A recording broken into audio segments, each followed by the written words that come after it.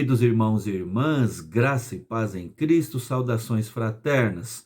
Com muita alegria, nós novamente estamos aqui juntos, embora distantes, para buscarmos ao Senhor neste canal dado pela graça do Senhor a cada um de nós. Irmãos, nós estamos na nossa série Fé em Meio à Crise, baseada no livro de Abacuque, o livro do profeta Abacuque. E uma pergunta para início de conversa hoje.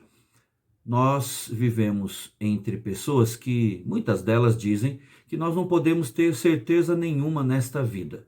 Nesta vida não se pode ter certeza alguma, é o que se diz. Eu lhe pergunto então, é possível ter certezas num mundo de incertezas? É possível ter convicções firmemente arraigadas num cenário, num contexto de tantas incertezas, gerando insegurança? E isso que nós vamos estudar hoje e, com base na Escritura Sagrada, tentar responder a esta pergunta. Muito bem, vamos cantar? Depois oraremos e, por fim, vamos abrir a palavra para extrair o ensino do céu para mim e para você. Eu convido você a cantar comigo o hino 316 do Inário Novo Cântico. É um hino bem pouco cantado por nós. Deveria ser muito mais cantado, porque ele fala exatamente do que nós vamos ler no livro de Abacuque, que a glória de Deus vai encher a terra como as águas cobrem o mar. E no 316, os intentos de Deus. Os seus intentos cumpre Deus no decorrer dos anos. Ele executa o seu querer de acordo com seus planos. E aproxima-se o final, bem perto o dia vem, quando a glória de Deus há de o mundo inundar, como as águas cobrem o mar. Desde o longínquo norte ao sul, em todos os recantos, sai a mensagem do Senhor da boca dos seus santos. Povos, nações, vinde, atendei, o seu apelo ouvir. Para a glória de Deus vir o mundo inundar, como as águas cobrem o mar. Com a bandeira de Jesus, avante caminhemos, seu evangelho, a salvação ao mundo anunciemos. Contra o pecado e todo o mal lutemos com vigor. Para a glória de Deus vir o mundo inundar, como as águas cobrem o mar. Nosso trabalho vão será, se Deus não for presente. Só Ele o esforço aqui bem diz, e é quem nutre a semente. E aproxima-se o final, bem perto o dia vem, quando a glória de Deus há de o mundo inundar, como as águas cobrem o mar. Amém. Vamos, irmãos, juntos agora fechar os olhos e vamos orar ao nosso Deus. Querido Deus, nosso Pai, nós te louvamos, ó Deus, porque o controle está nas tuas mãos, o controle de todas as situações, de todas as circunstâncias. E tudo caminha para que os teus planos eternos sejam executados no tempo estipulado pelo Senhor mesmo e da maneira, ó Deus, projetada por ti. Nós, ó Deus, cremos então no Senhor e descansamos na tua soberania. Nós agora, Deus, queremos ouvir a tua voz quando abriremos a tua palavra. Fala-nos ao coração, move o nosso coração, transforma o nosso coração. É a nossa oração, em nome de Jesus. Amém. Amém. Muito bem, queridos, vamos abrir as nossas Bíblias no livro do profeta Abacuque. Hoje nós vamos ler no capítulo 2, o versículo 6 ao versículo 20. Abacuque, capítulo 2, verso 6 ao verso 20, o texto sagrado que nos diz assim: Não levantarão, pois, todos estes contra ele um provérbio, um dito zombador? Dirão: ai daquele que acumula o que não é seu, até quando? E daquele que a si mesmo se carrega de penhores. Não se levantarão de repente os teus credores? E não despertarão os que te hão de abalar? Tu lhes servirás de despojo. Visto como despojaste a muitas nações, todos os mais povos te despojarão a ti, por causa do sangue dos homens e da violência contra a terra, contra a cidade e contra todos os seus moradores.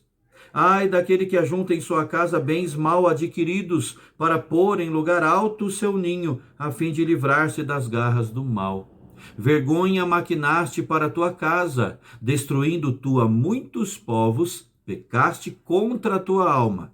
Porque a pedra clamará da parede, e a trave lhe responderá do madeiramento.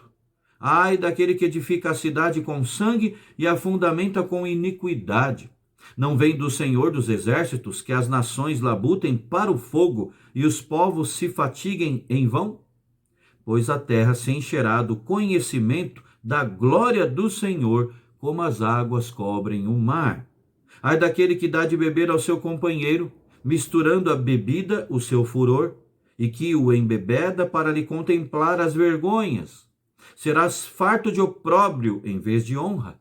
Bebe tu também e exibe a tua incircuncisão. Chegará a tua vez de tomares o cálice da mão direita do Senhor, e ignomínia cairá sobre a tua glória. Porque a violência contra o Líbano te cobrirá, e a destruição que fizeste dos animais ferozes te assombrará, por causa do sangue dos homens e da violência contra a terra, contra a cidade e contra todos os seus moradores. Que aproveita o ídolo, visto que o seu artífice o esculpiu? E a imagem de fundição, mestra de mentiras, para que o artífice confie na obra, fazendo ídolos mudos? Ai daquele que diz à madeira: acorda, e a pedra muda: desperta. Pode o ídolo ensinar? Eis que está coberto de ouro e de prata, mas no seu interior não há fôlego nenhum. O Senhor, porém, está no seu santo templo. Cale-se diante dele toda a terra. Irmãos, Abacuque recebe a promessa de que para o seu povo Deus cumpriria a sua palavra. Deus seria para o seu povo refúgio e fortaleza. O povo da aliança deveria então viver pela fé. Porém, para os perversos, para os arrogantes babilônios, Deus seria um juiz implacável. E no tempo devido, no tempo certo, Deus os disciplinaria por seus pecados e lhes daria o que mereciam. Em seu verdadeiro cântico de desprezo, que assim podemos chamar as palavras lidas agora, Deus está pronunciando 5 ais sobre os pecados dos babilônios, 5 demonstrações do seu juízo sobre os ímpios caldeus. Primeiro, nós vemos Deus falando da ambição egoísta deles, né? Versos 6 a 8, eu faço questão de ler de novo. Diz assim: não levantarão, pois, todos estes contra ele um provérbio, um dito zombador? Dirão: ai daquele que acumula o que não é seu, até quando? E daquele que a si mesmo se carrega de penhores. Não se levantarão de repente os teus credores? E não despertarão os que te hão de abalar? Tu lhes servirás de despojo. Visto como despojaste a muitas nações, todos os mais povos te despojarão a ti, por causa do sangue dos homens e da violência contra a terra, contra a cidade e contra todos os seus moradores. Os babilônios possuíam uma ambição pecaminosa, uma ambição desfocada, errada, e não havia quem ou o que os impedisse de dar vazão a essa ambição, de adquirir riquezas de modo maligno, ilícito, de expandir o seu reino. Eles passavam por cima de todos para concretizarem os seus planos. Eles construíam depósitos enormes para guardarem bens roubados, saqueados daqueles que estavam agora desamparados. No entanto, Deus está advertindo aqui que os donos dessa riqueza um dia se levantariam para condená-los, para recuperar o que lhes era devido, né? Diz aí o verso 7. Irmãos, nós temos aqui diante de nós a lei da semeadura, colocada de modo muito claro, a lei da retribuição. O que o homem semear, isso ele vai colher. Então, os babilônios agora é que seriam as vítimas. Isso aconteceu quando os medos e persas invadiram a Babilônia. Isso está até registrado no capítulo 5 do livro de Daniel, que estamos estudando na escola bíblica dominical. E então os medo-persas invadiram ali a Babilônia e derrubaram Belsassar, tudo como cumprimento do que Deus aqui está falando a Abacuque.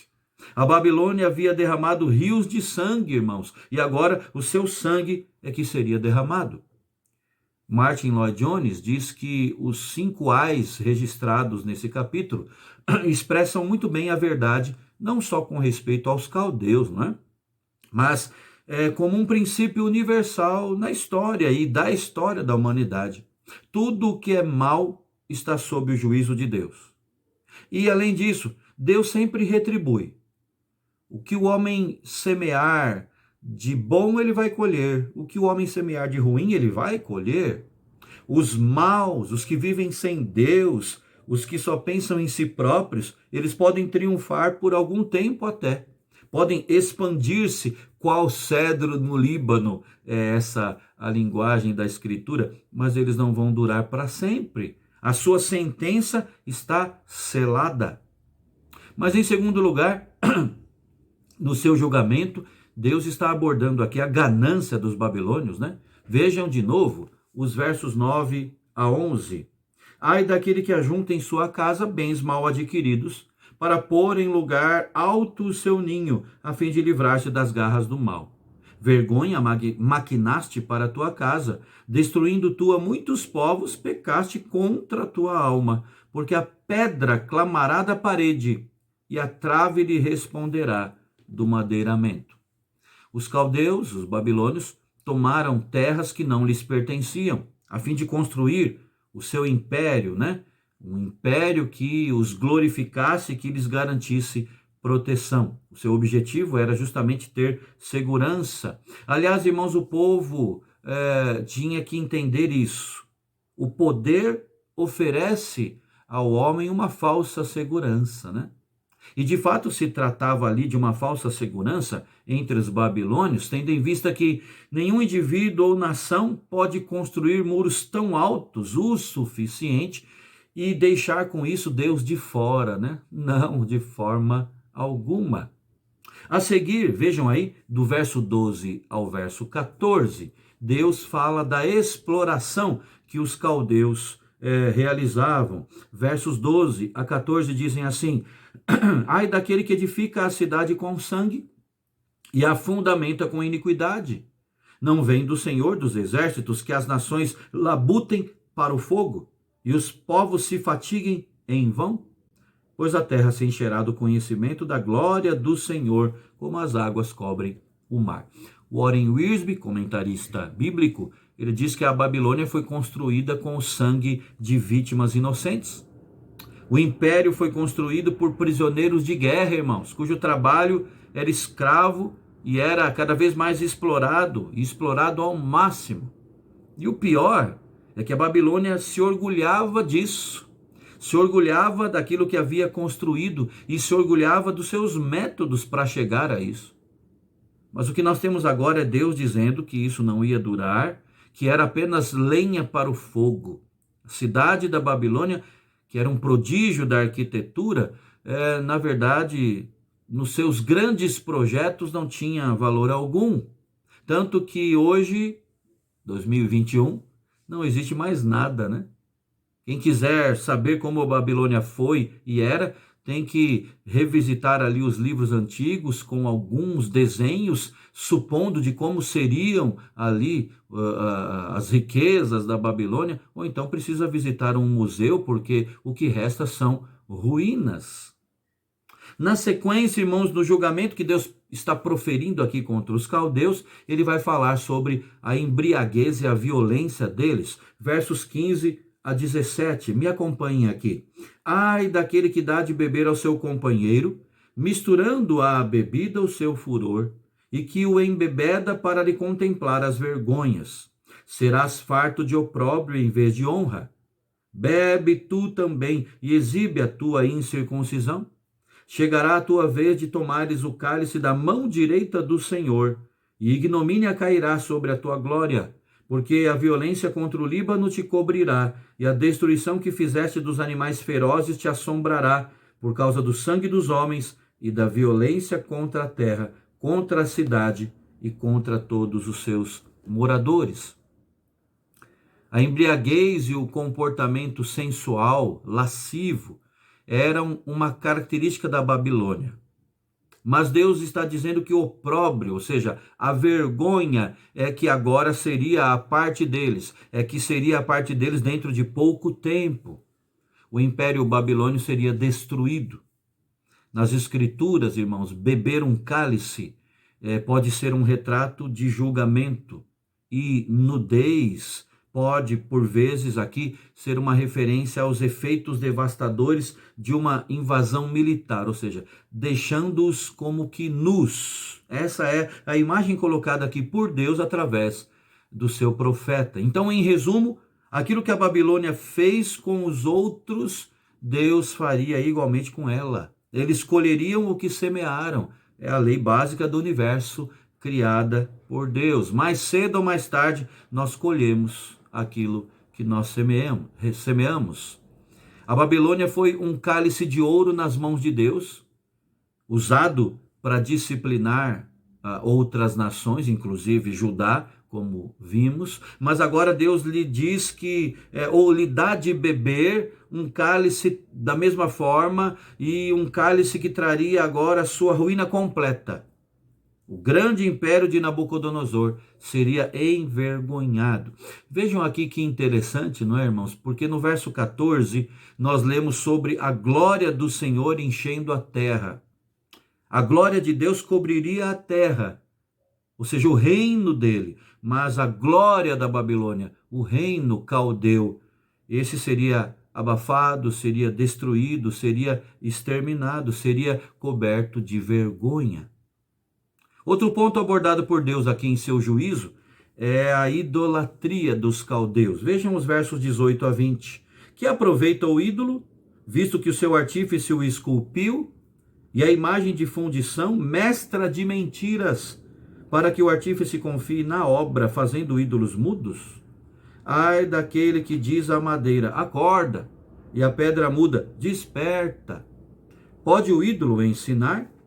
Eis que está coberto de ouro e de prata, mas no seu interior não há fôlego nenhum. O Senhor, porém, está no seu santo templo, cale-se diante dele toda a terra. Esse não era um pecado, o pecado da idolatria, apenas dos babilônios. Infelizmente, tristemente, o povo de Judá também era culpado desse pecado, não é? Durante os anos de declínio do reino, Judá, os hebreus, adoraram deuses de outras nações, ídolos. Todos os profetas enviados por Deus clamaram contra essa transgressão flagrante do segundo mandamento, né? Você se lembra dos 10 mandamentos? O primeiro, não terás outros deuses diante de mim. O segundo, não farás para ti imagem de escultura, nem qualquer outra semelhança do que há em cima nos céus ou debaixo da terra, enfim. Então era uma transgressão flagrante do mandamento, da vontade revelada do Senhor. Mas o povo se recusou a arrepender-se desse pecado. O apóstolo Paulo diz que a idolatria é pecado. Significa adorar e servir o que foi criado ao invés de adorar e servir o Criador.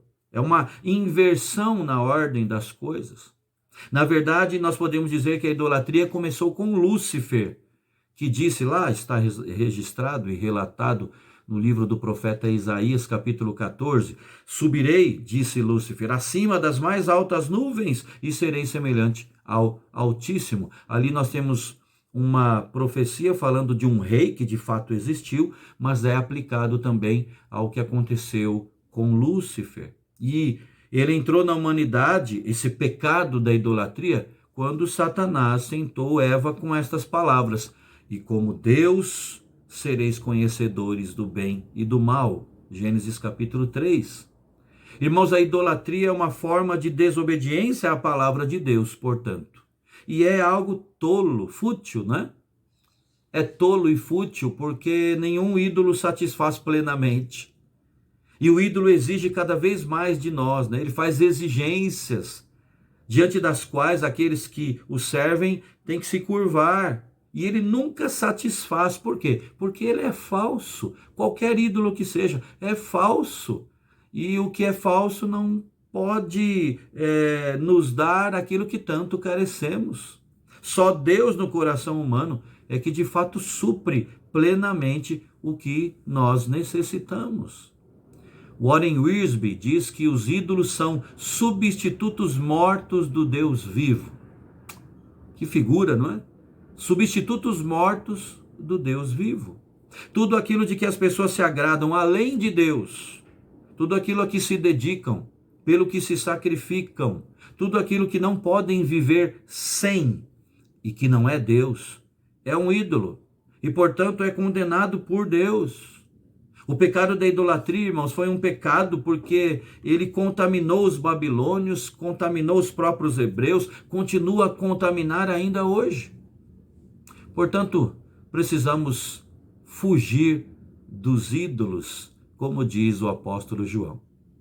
Eu quero concluir dizendo o seguinte: essa foi a segunda resposta de Deus ao seu profeta. O capítulo 2 demonstra essa segunda resposta do Senhor a Abacuque. O profeta, que estava desanimado e perplexo, vê agora Deus lhe respondendo. E quando ele contemplou, teve essa visão de Deus, quando ele ouviu a voz do Senhor, isso fez uma enorme diferença no seu coração.